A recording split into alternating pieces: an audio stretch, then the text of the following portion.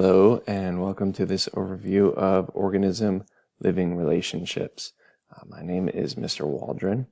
Ecology is my favorite branch of the science tree, and understanding how organisms interact is the foundation of ecology. So I'm excited to get into this, and I hope you are too. Our entire world is governed by relationships, species relationships, interspecies relationships. And we've already covered some of the questions in your previous assignment. What are some ways we as humans interact with other organisms? I would also invite you to ask of yourself, who benefits from these interactions?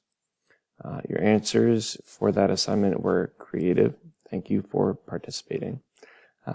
There are four main ways organisms interact with each other that we'll be covering today: predation, competition, parasitism, and mutualism. You can see predation here through the sharks hunting the fish. Competition in this coral reef through resources such as shelter, physical space, food.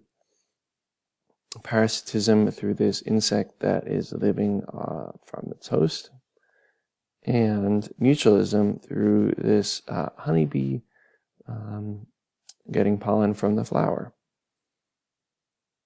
And next we will tackle each one of these in a little bit more detail. I look forward to it.